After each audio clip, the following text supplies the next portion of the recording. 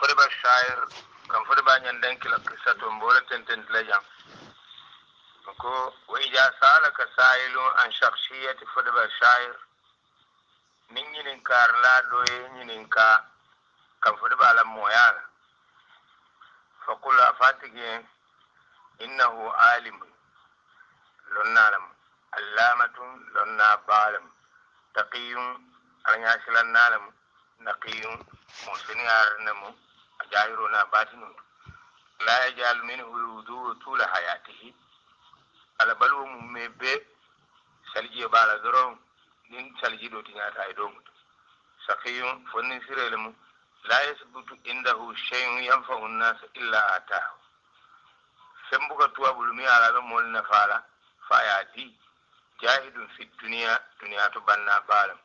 وهو مكب دائم على قراءة القرآن والصلاة على النبي واتي أتنى القرآن والبنيولا أن اللهم صل كسل كلام صلى الله عليه وسلم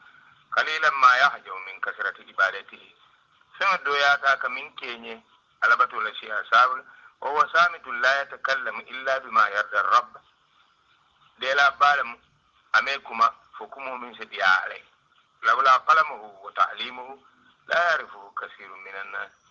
نادر على كلا فانتن على سفيرو أنا على كرندرو موجمات على النفق كتاميكما ومن علامة تقواه على على ناسلا التامن سيرو دومينت أنه لا يدعي الحقوق أمي حقه لي بمك بل يؤتي كل جي حق حقه أك حقتي بيل حقه ديالا ولا يحب أن يتحمل حق أحد أم كلا فيك مو حقه تامك حتى إنه كان إذا وكل أحدا من أبنائه أو طلابه بكتابة شيء يحتاج إليه من المكتوبات على حق برو دومينتي نايم وبلا سفير العدين نبنتال من الانبان لا يترك من وكله بعمل إلا أتاه بشيء أما يقول موبلا بارو لمك فافندين ديما ولو قال حنا بدويالا ولا ينجر أنه القائم بنفقة ذلك العامل أم كان يما في الكافة تلبلورو وتقولا بل ونالا كول لا أتيبلا باراندين منا أتسلام على بركي تونا فافندين ديما من سكناه وطعامه ولباسه بيرو ماري لسبب دينغرانا على دمرو على فيرفتو أتميو مثلا أيبلا باراندين منا تكول مثلا فلا ينال البركة من مثل هذا الشيخ إلا عباد الله المخلصين مومو يتبركو سطلن ينكي باسيفالا فو علي من تومبو مولكو لكونه رايا كاتوا كتا دمباتي التمين كتا كاندر لاتي يخاف من أن يتي إبرائيته من كتر سيلاندين بركا لكاندر فيون البتاندي وشخص لا مناس من ذكره لمؤرخ مولا ميالونكو تاريخ فولا التكنانولا تعمق علمه في سيرة الجد الأكبر مولا لندو دينونتا بمبا بافان لكوتو نيولا مكرم خباتي أي كرم خبا يتساونو لكم فدبالا كرم باتوبالا كساتو لكونه ألما من آلام هذه الأسرة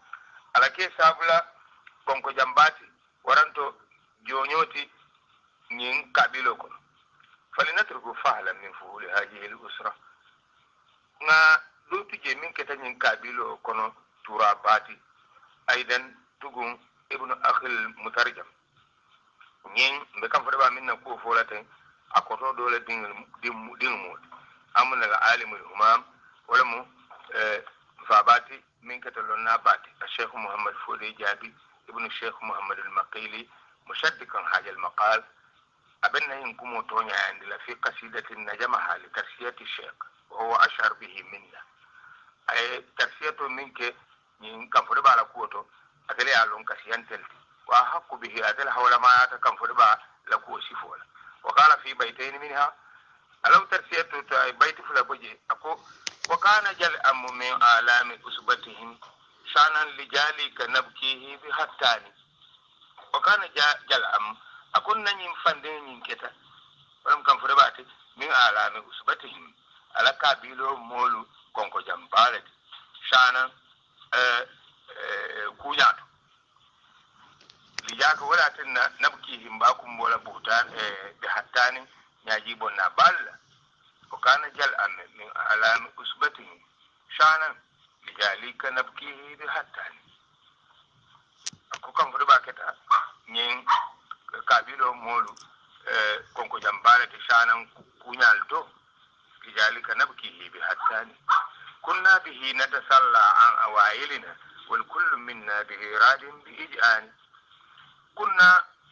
ندلدين الكتا ورمبادين الكتا نتسلى به نسوك سميا كم فربانينا لا عن أوائلنا كان ينندن نمو فلول لا نيابات كم أكان ينندن مو فلول لا والكل منا كلنا بي أنم من تلمين جمانو بنتتين راد به أيم بي وسالي نسولت فانا بإجآني فما جيغولاين كافو أتل بين سانتونا وكون حفظة الشيخ الذين ولدوا بعد وفاته بأعوام علماء كيباني أما مريم من مجيتا أتل بلو كولا سنجي جما ولا كيلونات يجيدون الإنسان في النجم والنصر إذا سفيروا بتياندينو سوكون كل كين سنتو دليل على أنه جاء استجابة واجتهاد في أبنائه وغيرهم وعيت لكو تيسك لا بالماتي دواجاب مو بالماتي دين لكوتو أن دين تنولتو مما أتوا إليه من كل فجر عميق برم مولتو من ناتاكا كبو سلا ينفرم بال من كاسماس من بطنان كاسماس وكامبيا من بطنان كامبيا وكينيا الكوناكريا من بطنان كينيا كوناكري وهناك من وكينيا كوناكري مول بجيلي ياتون إليه والكنا كان من مولده فوتتوا والبدل بطنان أو أمغدينغرال تورم فوتتوا من أبناء آمامه أفندين دينلتو وأبناء إخوانها أنا بعدين دينلتو الأقرباء من كتباد مسطولتي فنال كل منهم مما ينابي علومه المتفجرة من كلنا به منه على لندولو كولونتو نيابولوتو من كتفوسالات حتى رو هنفي من دوبت ثم لم يجل حبل الأخوة والمودة بين فرب الشاعر وبين أخيه الذي كان سبب مجيئه وإقامته في كازمان وقال بعد يجلو من كنت أنا دوكو تيما من كتسابوتي كانت كازمان ولم كمور بعد متصلا على أحسن ما يرى بعد يجلو ينبجو كرين سما بيبت ما كان موسمين من الأحوال برين الحال ولتو لنجابة أخلاقهم الإنسانية إفلور هذا مدية داجي كولا سوان سابلا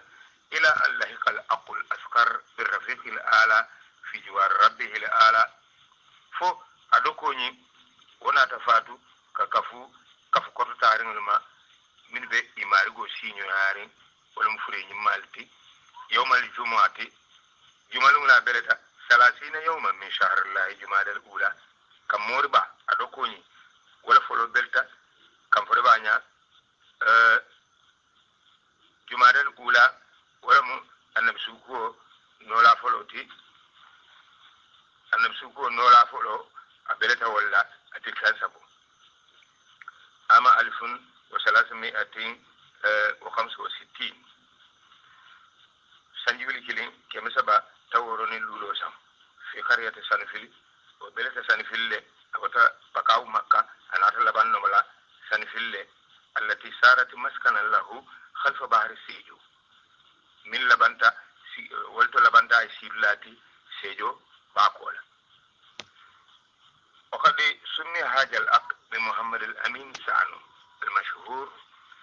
إم أدوكوني يا تولا محمد الأمين سانو للا مولي من تولا كافاي سيموتو كيمو كم فربا أدوكوني كموربا يا تولا سيموتو كيمو للا أتونا تمالون كافاي كموربا وفي جملة أكابر طلاب الجد الأكبر mbemba ni wala mukaramba tuba fanti ala talibe ba dole mun yi simmoto ke moti وكان طالبا يغني ذكر اسمه في هذه المناطق المتقاربة عن ذكر صفاته وسموتو كيمو كاتودا ما فدرو ننتلي جي نجام بانكول تو ميل بسكاري نيولا وكانيانتا dina kalam manakibul ato foda ma kayan ni ko simmoto temu intelligent la jangro akayen وقد كان لهذا العقل مسمى به أيضا كرامات تدل على كونه وليا من أولياء الله الذين تبدو صفتهم لما أراد معرفتها فيما يأتي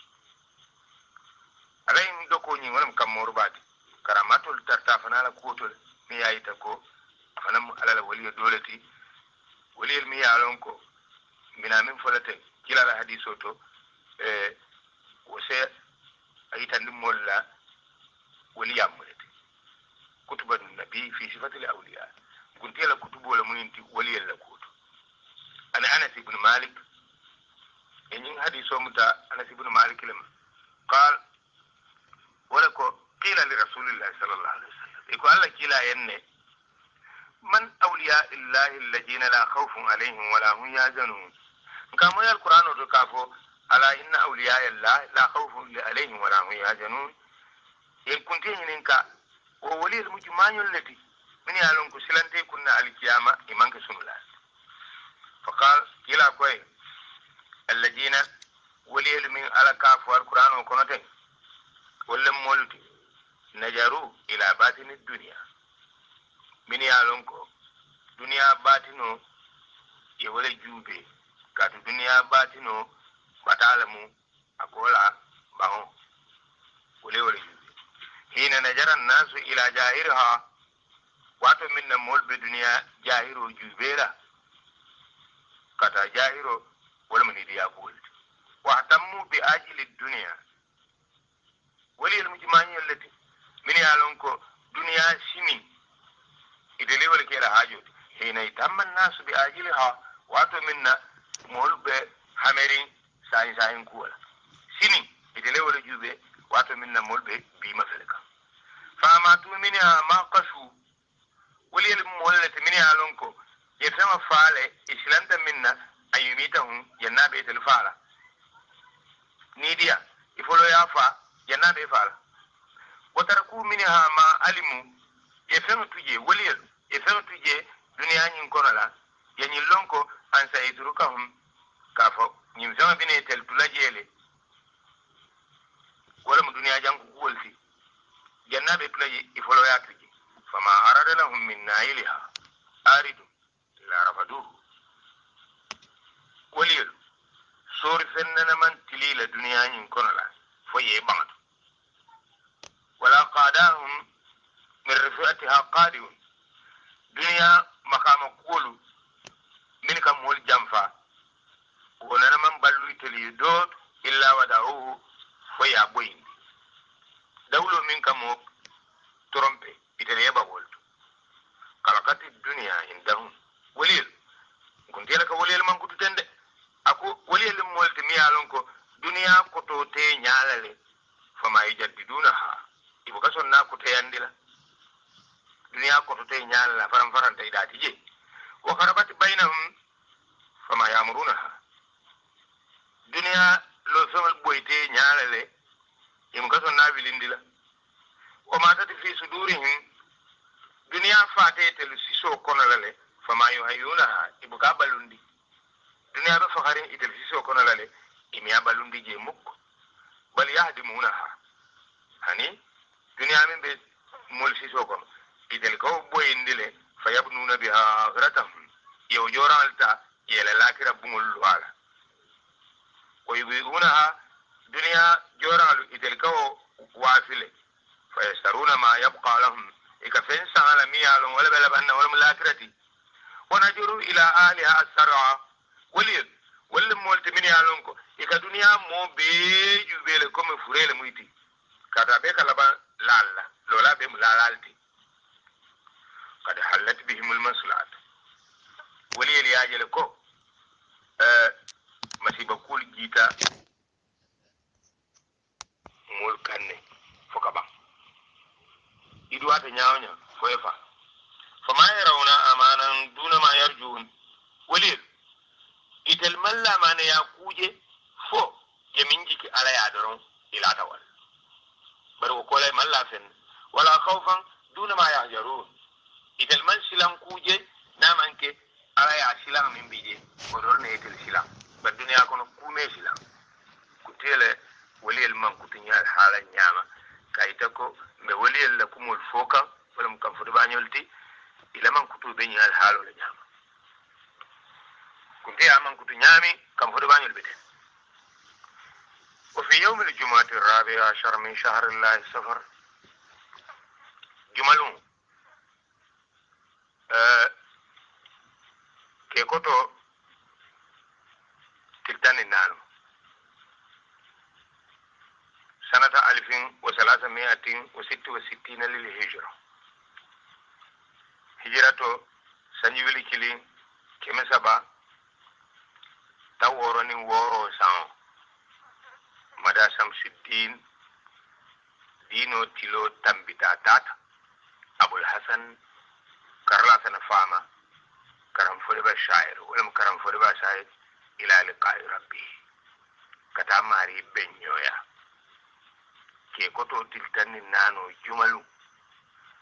هجرتو سنجيولي كيلين كمي سبتا ووروني وورو ولون لا يدنكو منصوم طاهر الثوب على فانو بسنياري القرآن كافو منا فسيابك فتحر ينسيابو akafasari fano la katu misilime kendo la fano nyanda sene alale bari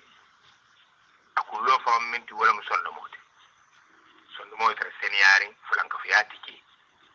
kam riba bel tale tahira sawbi afundo be seniari dunya kutiki nakhiyan nafs mela jabite wala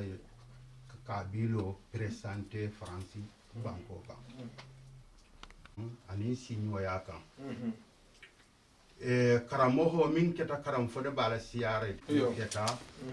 pakawdi pakawu marandamu kumo folo mu walde tatu ko akru ka kibaro so france banko kan wala mu mandinje bateti anen karamon jayi kawule abe bankun kan wala abe bankun ko male o borin ko laje min keta sonko duti wala mu sedi anala ka bilo mu me be mbe kibaro sindi la bala siare karam fode ba dolte kum fono la di karam kibaro sindi badu mu me be anin jama ko be dawoda ila alfa ya da mi aibunya aje min mu kanjun kuti mama sedi ka sindi kan biye min ni nyandan kisita nyandan min kata jarumeti jarume wolu nyandanki jarume kanjunku bakadaji wo hanim man kara fode bala ko amin keta lo mo fanwo fenti na tra be jarume ko namo anin pakaw be woda kan fode bae marandamu leke bar marandamu pakaw mu me be alona me fo no la mo woto me mo karam fode bala ko de fasi karam fode ba ko pakaw be wolonne anin kerwane ko mu be dawoda anin sumbundu jannaba barandamu udukari tan saba anin kini amantara fem balundi kanje na manke misilme anin badi alti anin karandiro kolda mbadi udronne be kolda bayin baba drame anin kabilo mu anin girasi kunda anin kasama kunda jabi kunda sise kunda girasi an kato ikata manni kata fon fen ni misili mo la muti ngay mbunya sindal ba ko karam makka ko bantam badi mo ni min bije jabi kunda makka ko bantam badi mo la mu kunda jinjang kunda nyandan ki woli be mo kilin net sa kilin na mo jinjang kunda la kili ko ngamoro bakada jun ko lam alija alla luntama feda tulde tamuru altasubu dawoda sa sinda mai buna biye karam ku jar mi ka fo jile madina wandi fa amobe dawoda siare karafuru madina wandi fa ade mo kilinnati taslima lu tata la mo baba bembala siare mbe wala kela siare kela ito atul ta man ka bunya sindi tan ngambe datolo fulade ka fu komin ba mari bala mo hobe dawoda a jinna mbangala talibe lam bebo kalamale betaga ku kilon kunnam be kiliro kila walla mo hobe dawoda dinnan bangara talibelam ba mamarinnan ba batu takaram ba a tele ya karo ken nda te pour kay yo bunkilen wala mun na département wati al ko nya bije mi wol fanam be ma to ku kidon kunna mfalli tala bini momo la mun nabe girane silla kunda be kibaro sindali ma anin ay sangitan nin kilin ne kijo kula nata bo masaba tata madina wandifa ali bunya bije o madina wandi masaba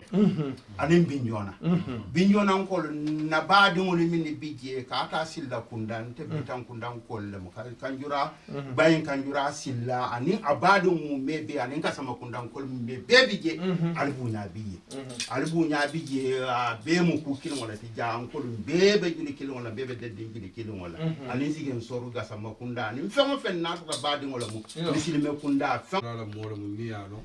altala la waliyo mo karam Mustafa yo kayinje ala waliya kono yo ko e ko karam fode ba taman siya yo na ala dani ala na duwa jabi yo asena mata nan kana yo asira ge sangi tansaba afana sangi tansaba ni kila ni misilme ya da kamala fo karam fode ba na ta moyi baka usumbu fode ba ko duati na ta so dirin karam fode ba mugita yo na te sara pakau mbe sagila tuba ase dali mbo fo mbe karam fode ba ta da kara jumala mu karam fode ba ta ko asida pakau Resta bana la pakri sa nga soto ni ali ma fu du ala sa lefta be se na bita futa kuwa ana to kuwa la min soto di be ka ba lu fana te bu la lo nyama iku na do fana fu woti ne la yo pour kenya di afana na karasta fana na boten na tata futa kuwa na hameyin na pura bita si baba ke ta ne la kubia kra fo ba fo la bita ta la si ra won anata ko se we la li aka left par jan nen kanu mo jang mbita ndoko be pakaw ka fa mo riba tuba anata kana tamba ma fa wala aba bola tuba wato minna a dewul min mo ke bata nin karal lasar anato nata ni damantanna wolbe karan lasana no makke ba ay sangi na kudan na kudan fa anata histoire do sotage bon sefu ya kuwol ay ya kemin kunna a tara kudan wolun wolbe sefu ya yinon marandam after marandam ay yinin karoke kay lokoma dolu kille memba fole ba woto bato raje do woto bato rake ba min na dato to kada na difere ke from ba ko salim memba fole ba woto bato lo to man na ande ko ko no ro na lambe sal e baka so dunde suoko donc ni ku kada la karamo le salam e ke ba ko to foto ndam ke ba fana na ta jonje moro na man tabbita sayande na muta ma ko duwala jay waten ko ku na jante te sabar ku na jan ko mala be yaje bo na da kila ki memba moro ba memba moro ke kibarol min sin ni nyomma e ka no mantra wala ko danse wata ngol sutiya kamala bon pagan ko na da fa sa e be sira janne ma ko sanji tansa o sanji tansa bo kono ay karandirol fiji ay min no karandije pro mu karantor na silla da silamene karantor na silla karantor na sane suna karanta bo anin jo ma anin jama dabu yille mala ba fode yandanki afana e kuma siyama no kacha la internet otole ako ijasa ala kasailun ansallahu innahu alim nim moye nyinin ka ko e ko karam fode ba lonna balem londo miyalo akama ko mbata tola ka sairu la toka alimufule itan naje lundo le ani atata lunin adoholu funtita otema ibe tama wala ina anata koto nata musajala toki pour ka sukuwo te a mala a manke ka fo ka loño jarabo kunda ala fita londo le jarabila abe minnu ñaato ila londo be ñaadi anata ñin bayto te ako ra'aytu dar ayede jaabiro manna wala mu timmandila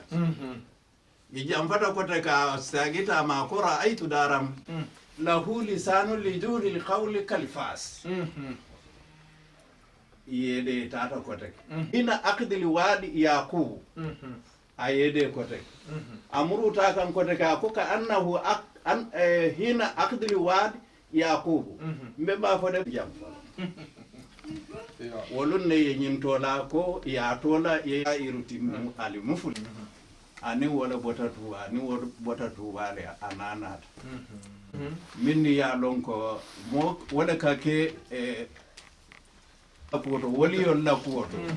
annabiyo molta keta ntolisi dolu fono je bare modu be minno kalama asiyata benta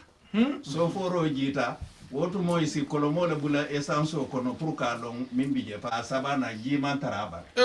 akoye ko konna essence banta ha ko soforo e muruyeta woto mal karam fode ba mantenene itata fo futata njogola data jita da min ro woli yoli ene wo karama to luketa min ya don isiyata ate karam fode ba fana kara ako wobili hayte kadi madda ay daji o fayle miro bala wo miro bala bira ay daji o futata ma bira karam ako ate fama karan stafa ay daji o fay miro bala le bismillahir rahmanir yende yandilate moyli hawa min ako fakat tati isim wo daji o to bismillahir rahmanir rahim wo karamato lu ngawolu jele atolu amunta molla kumolu fanalu jamalu kasi wolu fanalu to notre calife général et là Sankon Diaby Agnedanki le Diaby et ses frères qui sont ici en France que la Oumma islamique et toute la communauté Diaha de France et d'ailleurs de Karam Fodeba Diaby plus connu sous le nom de Karam Fodeba Shahir à Paris 93 200 Saint-Denis, autant pour moi. Sous le haut patronage de son Excellence l'ambassadeur du Sénégal en France, M. Bassirou Sène, et sous le haut patronage du consul général, l'honorable député de la diaspora, M. Demba Sow. Nous invitons également et la Faisal. Nous convions également la communauté Diaha, sans aucune distinction. Et comme vous le savez, de son père Karan Sitafa, qui est le fils de Karamba Touba, le fondateur de Touba. C'est Karan Sitafa, le père de Karan, dont nous célébrons, n'est-ce pas, le Fidao. Et Karam Fodeba Shahir, n'est-ce pas, sous l'autorisation de son père Karan Sitafa, que Karam Fodeba est revenu pendant 30 ans. Comme son père l'a fait à Pakao Sumbondo aussi. C'est pourquoi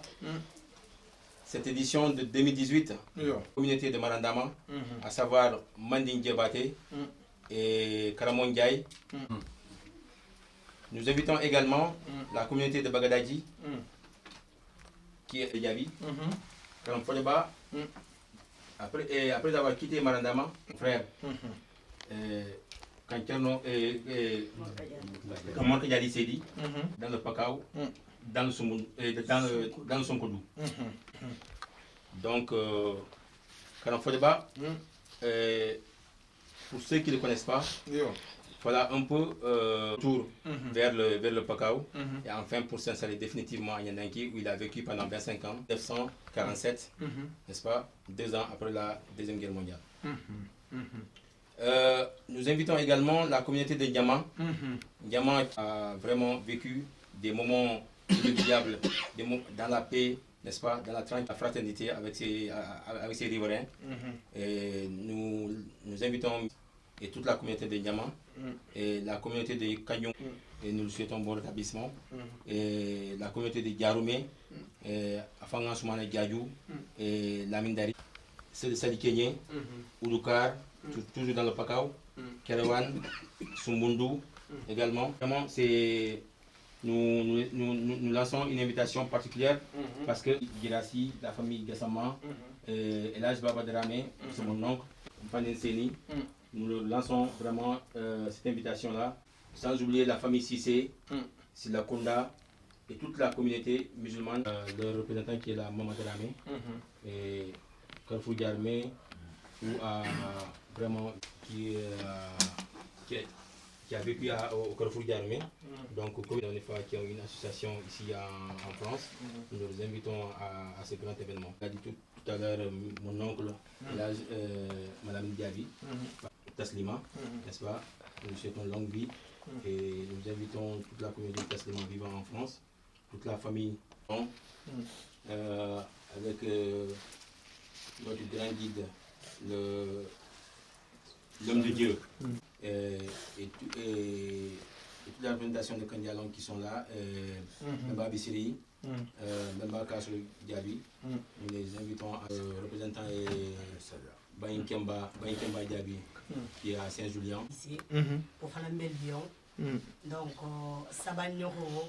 au Fanamo ala no monyo reti, Mfande Moussafa Kubuyala no monyo, Nandim Fatou Fofana. Fatou Fofana, donc, oni ike musu aja na fi jabi yala ba si jira sila na fi ba se gradué na fi donc nyimmo ho dan tawni donc mo le tombe ya to de fa nga kafoni na ya dila donc on na ta wala pour kana ma jamal life na sa kala mutaw nyama donc Paris jang commenter nga Paris lo mendo mi bijan to ha Paris don tet parce que atet bunya dila tela atet mo Paris ya kalo si nta mo do da